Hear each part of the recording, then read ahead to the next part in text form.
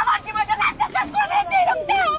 বিবাহিত ছিল, তাও আমার সাথে সম্পর্ক করেছে।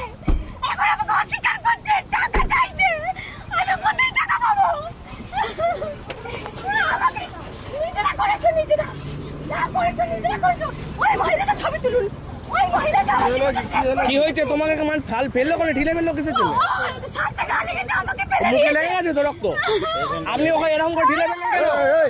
আপনি ওকে এরকম করে ঢিলে ফেললেন কেন? গাড়ি থেকে ঢিলে ফেললেন কিসের জন্য? একজন মেয়ে ছেলেকে ভদ্রতামের পরিচয়টা তুমি ঢিলে ফেললে কেন রাস্তার মাঝে? ওই মহিলা, ওই ভদ্র মহিলা, অভদ্র মহিলা ওই মেয়েটা ঢিলে ফেললেন কিসের জন্য? মেয়েটা ঢিলেছে, ওই মেয়েটা ঢিলেছে, মেয়েটা ঢিলে ফেলে দিয়েছে। মেয়েটা ঢিলে ফেলেছে।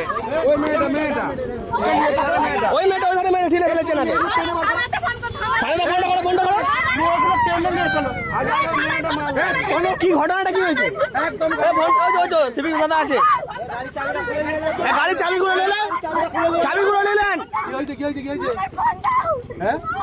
গাড়ির চাবি নেন। কোনো মেয়ের সাথে অভিনয় করে ও ভালোবাসে, তারপরে ভালোবাসে, এত বিয়ে করেছে। আজকে টাকা দিয়েছে।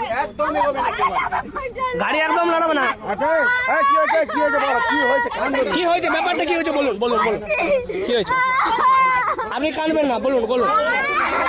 যে পরিমাণে ঠেলে ফেললো এখানটাতে, রাস্তাটাতে মরে যেত, গাড়ি যাচ্ছে, মরে যেত মেয়ে ছেলেটা।